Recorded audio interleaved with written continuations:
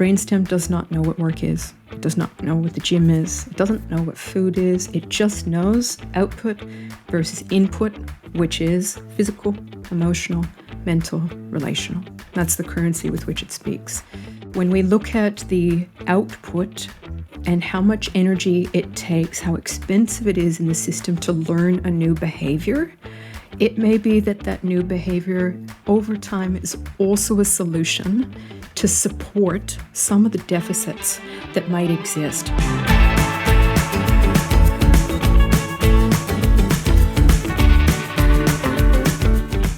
Welcome to the show, everybody. It's Michelle McDonald here for Stronger by Design, and I'm very excited to have with me Michelle Baty. She is a neuroscientist. She has over 18 years of academic and professional experience. She's the creator of The Art of Nothing, and that is for anyone interested in leadership, whether you're a coach or you're a founder of a company and you really want to show up better for your clients and your staff. And without further ado, Michelle, welcome to the show. Thank you, Michelle. I'm very excited to be here. I know it's been a long time coming, and particularly in my experience, professional experience, working with athletes, world champions, national level, especially in the area of physique competitors. It is one of my favorite areas of work to apply neuropsychology to. Now, at this point, over 5,000 people across the globe have had an opportunity to step into some variation of this work. So in the anticipation of this, Michelle, I've been incredibly excited to bring some really cool elements today. I know you're going to introduce some of the topics, and the intent is we're going to be able to give some takeaways and tools for the gals listening to be able to support them every day. I love that. So we're going to go right into it, right into the heart of it. And I want to start with this idea that slower is faster. And it's actually how I've found you. Well, you know, you work with my dear friend, Hattie Boydell. But when I started digging around a little bit, one of the first interviews was somewhere around COVID, I believe. And it was this slower is faster. And I love this idea. And when I entered that into Google and AI pumped out an answer, it said that, you know, the SIF effect, the slower is faster effect, this is great. It occurs when a system performs worse as its components try to perform faster. And I feel like in this day and age, when we have so much information coming at us, we've got all this tech, all this software that's helping us to optimize and be more efficient and do things faster. Right? We're trying to increase, volume and, do one-to-many. And all of this, our calendars, I mean, my calendar has about 10 different colors in it at any given moment, and there's hardly any white space. I don't know how I'm going to change that. I'm trying to. It's the internal fight. But you talk so eloquently about this idea and how we have to start to pay attention more, notice more, be more self-aware, and ask ourselves, I think the question, is this the direction I need to go? Am I truly optimizing my life? Or are things starting to fall apart? Am I doing too much? Am I going too fast? Do you want to talk a little bit about that? I would love to talk about it. Slower is faster is my favorite mantra as well. It seems so counterintuitive, like you're saying there, Michelle, particularly these days. There is a perpetual internal sense with a lot of external dialogue coming in that says more is better, the increase in speed, increase of volume, like you're speaking to, that's somehow going to get us a better result.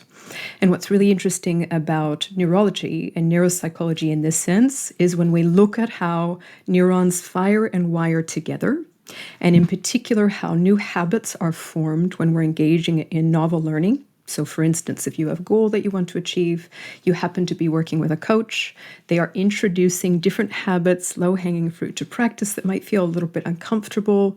What is the state the nervous system has to be in to be able to, one, engage, but then number two, start to wire and fire these neurons together? So when we speak to the concept of slower is faster, what that really means is, on a neurological level, there is a state of the nervous system that fires more slowly. It's still incredibly fast. However, by default, compared to the other state, which we'll talk more about in a sec, that is a slower firing in the system. Because it's slower firing, and as a result, that as a byproduct of it being slower firing, we actually have more parts of the brain online. That's why it takes a little bit longer.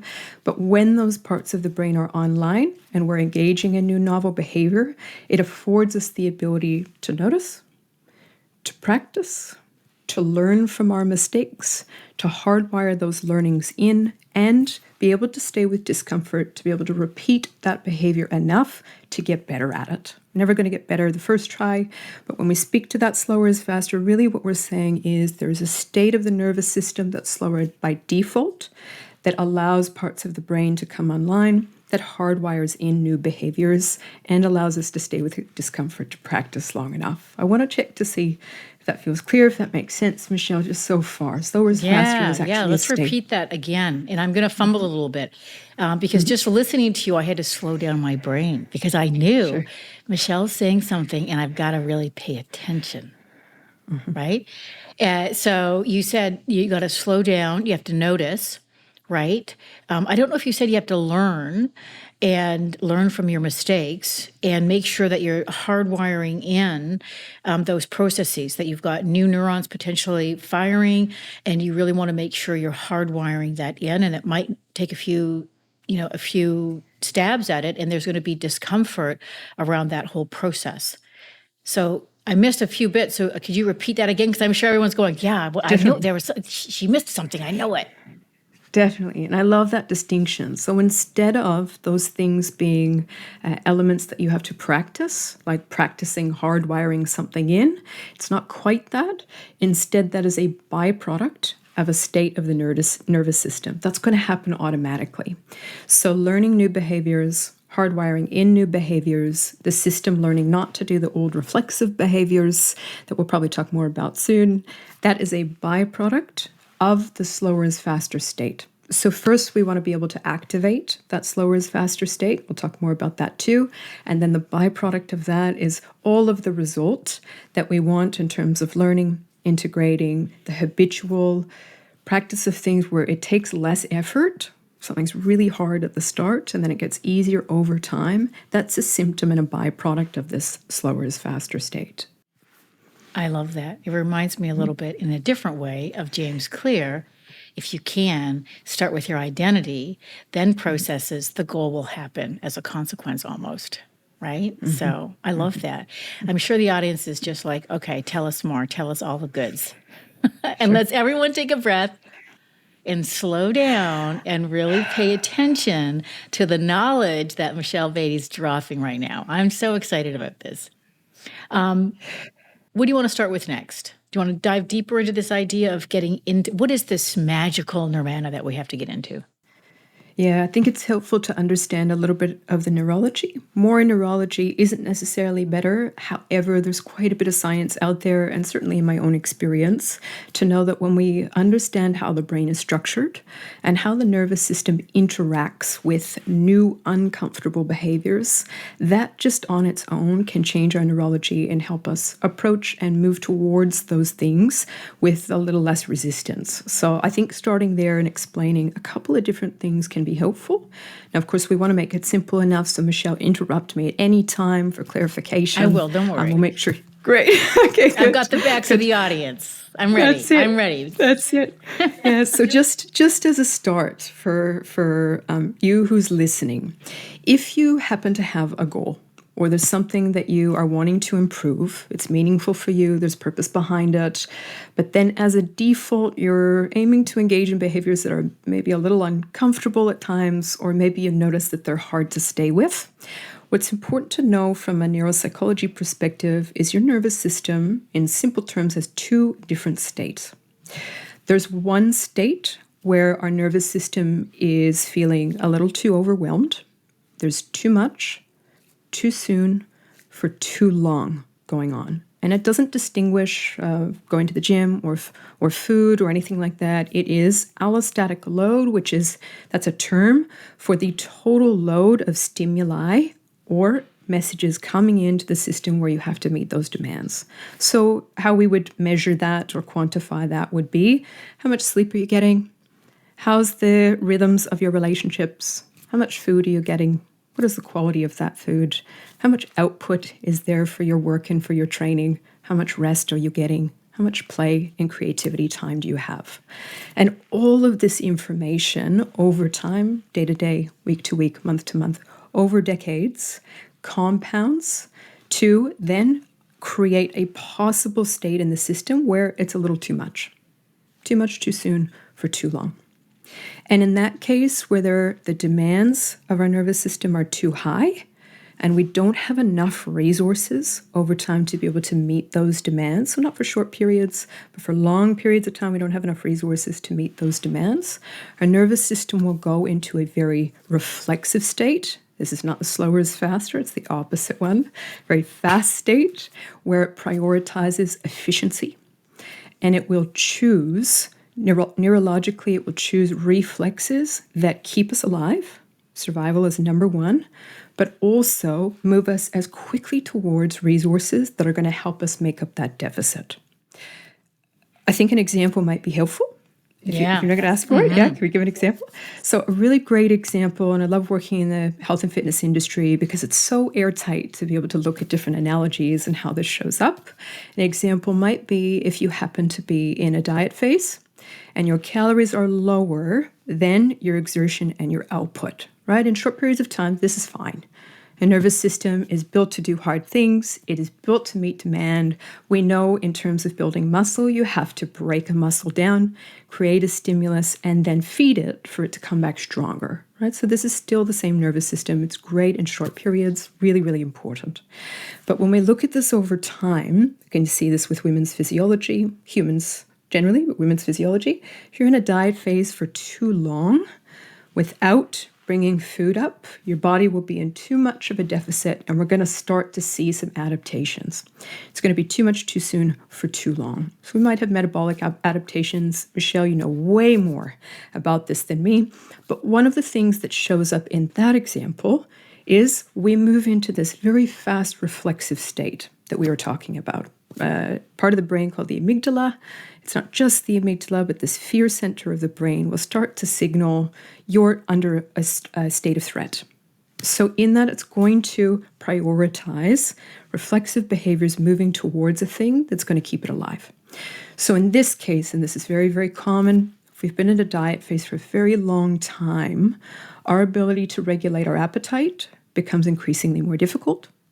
It may be that there are foods that you have noticed yourself maybe move away from, or you're trying to shift and change your relationship with it, and it becomes increasingly difficult not to engage in behaviors that you might then feel, this is really common too, are self-sabotage behaviors or feel as though you're failing your goal. I didn't quite stick to the thing that I intended. So I share this because it's so normal, but the other piece is to be able to track what's happening in our neurology allows us to normalize it, understand what's really going on, not that we are failures, not that we are self-sabotaging even, but instead that our nervous system is in a state of survival and it's moving towards the thing that's going to keep us alive when resources are very low and demands are very high. In this case, that's going to be food, right? Where our system is hungry and therefore we reflexively move towards food, which might be contrary to a goal, but the brainstem doesn't, of course, know that it might be 3 months versus the rest of your life. So this is a great example of, this is a fast reflexive state. This state shows up when our nervous system cannot meet the demands over a long period of time, and it will then prioritize moving towards the resources with ignoring the goal. The goal doesn't matter at this point, but reflexively moving towards the thing that are going to solve the immediate problem of threat and guarantee that our system is going to survive. So I want to check to see, Michelle, if that piece feels clear, the analogy there as well. That's state number one. We can talk about state number two in a sec, but how's it landing so far? No, I think that makes a lot of sense, and I think probably people are listening and they want to put their hands up in the air and ask more questions about that state. But I think and maybe how to navigate that if it's a state that you're in and there's this idea of allostatic load, like what can we do to take off some of that load and continue to be in the deficit or continue to do the hard training. But let's dive into we're going to dive into the second state, and then we'll tie that back. We'll go back. Totally. And they're interchangeable. So we've got state number 1, which means too much too soon for too long. That's how the brainstem would define it. And in that state, reflexive behaviors that are going to be contrary to your goal are going to show up. We feel as though we're a passenger to those things. We don't necessarily feel as though we have control over those things. Yeah, hijacked is the term. And then we've got this other state. And I know if you are listening here and you've been practicing something for a little while, I can guarantee that you've experienced some pocket of this before, which is when things are just flowing. And you are engaging in a practice and it maybe doesn't feel easy, but there's enough bandwidth there, enough motivation there, enough support there. We're feeling rested enough, some excitement in there to go, hey, I can practice this and it's actually okay. So it might be discipline. You might use the word discipline. You might use the word willpower. Language is different for different systems. I'm always open to that. But there's something happening in that state that's distinctly different from the first one. Tying back to the initial concept, that's the slower is faster state. Under an fMRI image, you can measure that there are more parts of the brain online, specifically the prefrontal cortex. If anyone's heard of the prefrontal cortex, it's my favorite part of the brain. Is that true? I love the brainstem too. I love the brainstem too. The prefrontal cortex, when engaged, when online, allows us to regulate our autonomic nervous system, which is our heart rate, our breathing, how much inflammation is in the body. It also helps us regulate what's happening in our digestion, our assimilation of food and nutrients. It helps us stay in tune with our muscles. So even just being in the gym, mind to muscle connection and getting more out of that, recruiting more muscle fibers when we're in the gym. That's really important for result 2, although slightly outside my scope. I know enough. I'm going to drop that in there. It's this state allows us to regulate emotions, be aware of what's happening in our body, and it increases our level of resilience and our ability to engage in discipline when staying with things that are a little bit uncomfortable. So staying with discomfort is not something that is available in the first state we described. The system is already beyond threshold, and therefore any more discomfort is too much. The nervous system goes, already straw that broke the camel's back, we just need to survive. However, in the second state, because we have more of the brain online, our nervous system isn't in such a deficit, and not just speaking to food, I mean that allostatic load, the compound of everything going on, it's not so much in a deficit. It means that we have quite a bit of bandwidth to be able to hold in, stay with, and practice new things in the face of discomfort or in the face of challenge or in the face of uncertainty. This is really important. It's a byproduct. You still have to practice things, and we're going to talk about the elements that support our system and being able to move towards that, but also hold us when we're teetering on the edge there. We're really pushing our limits. We want to stay in that state. So that is the prerequisite, Michelle, for any new novel learning. In the first state, we quite literally cannot build new neurons. It is impossible.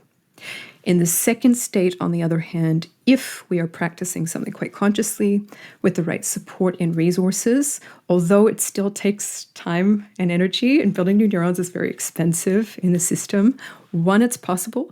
But number 2, we can be incredibly conscious when we know these things on what habits we want to fire and wire together, ensuring that they align with our future goal and that over time we get the result that we want. It also becomes easier, becomes more efficient over time as well.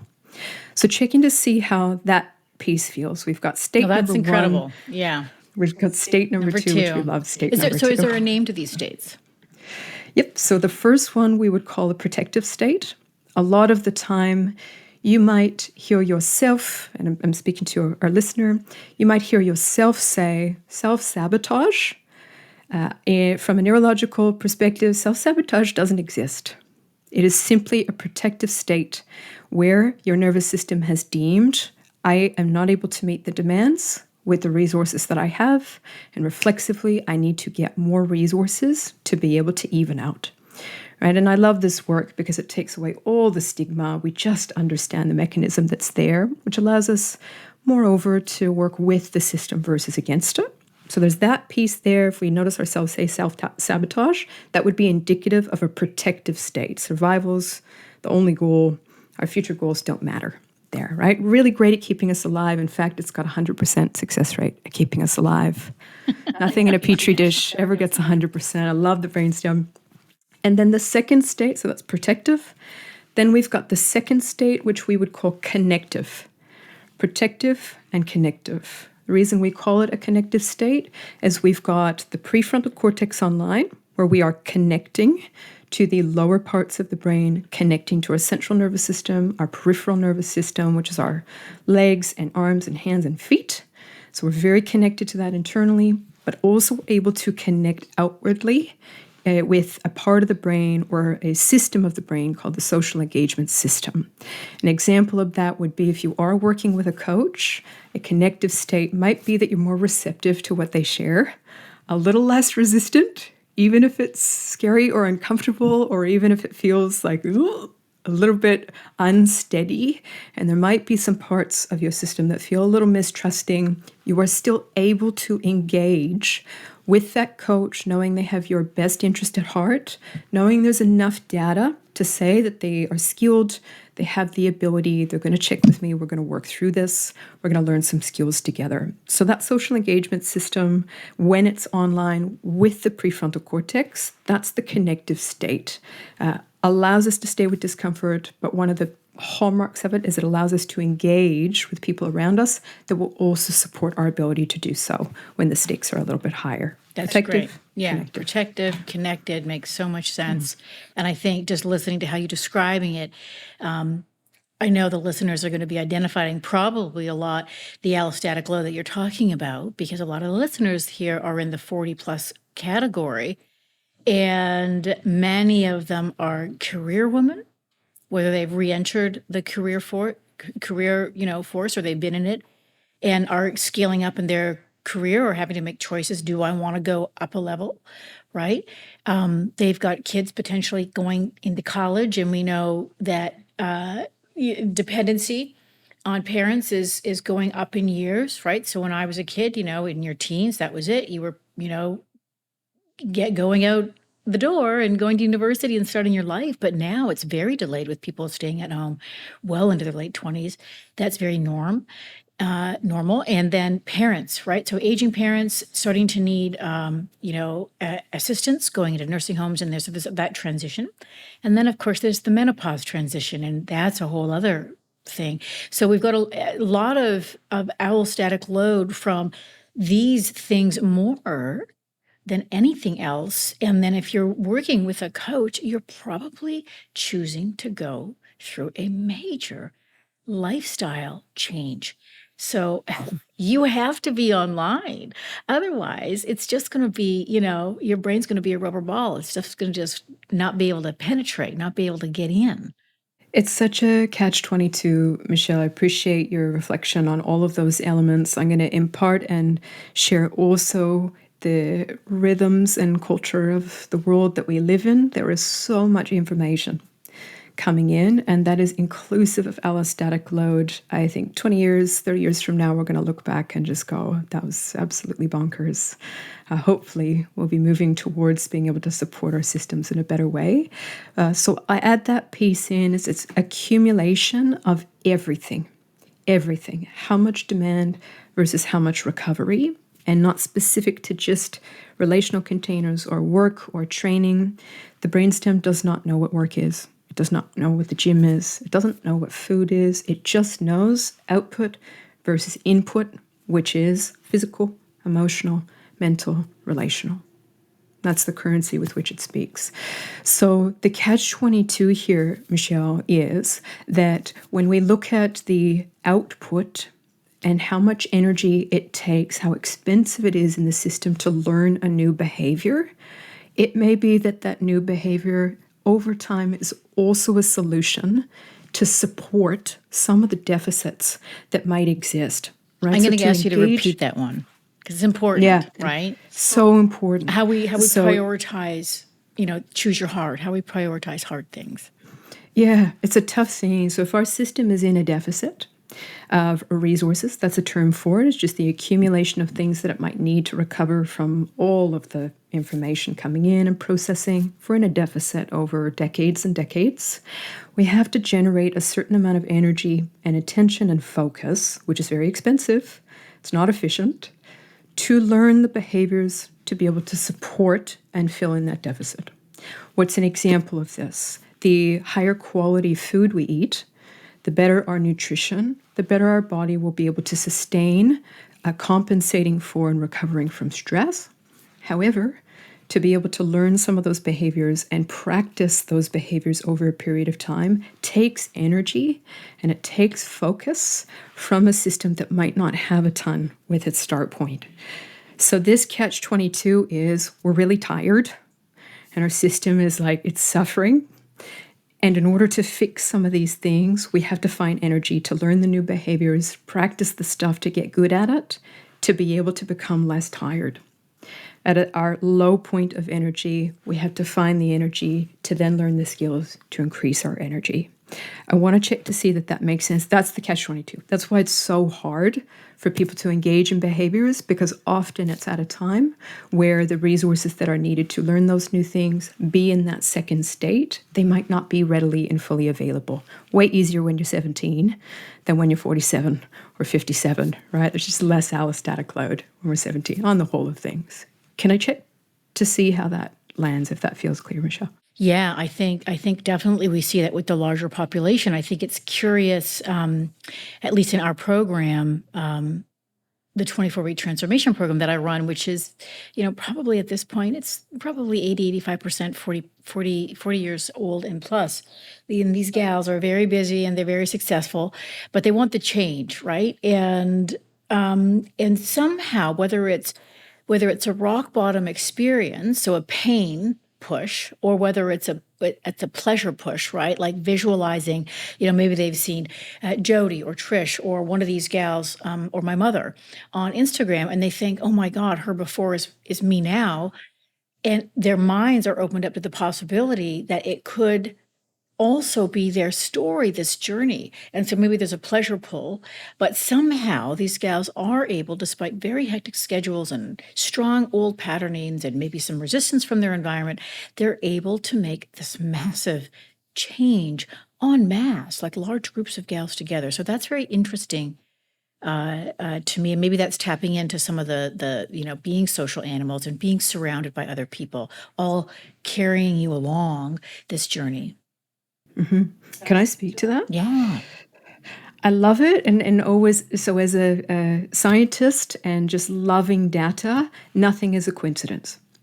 The nervous system does not make mistakes. We may feel as though they are mistakes because they're misaligned with a part of our nervous system that says this was the goal, missing that survival might have been the goal and we're alive because those reflexive behaviors have shown up. But I want to impart and just share in this space, the nervous system does not make mistakes. There are no coincidences.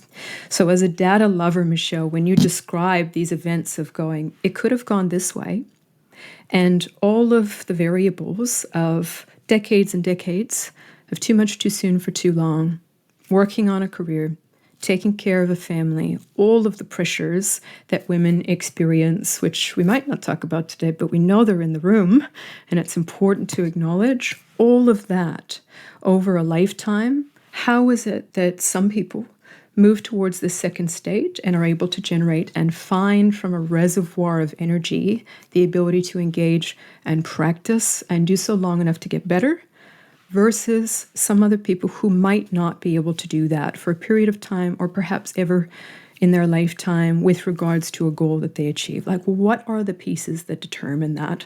So I love that question. I might share some possible answers around it, if it's okay, Michelle? Yeah, absolutely. Yeah. I think that would be a great way to wrap up this first episode. And guys, Great. Don't worry, we're going to go even deeper in a second episode and talk about some actual case studies, and you might find yourself in those case studies. So let's dive in. Yeah.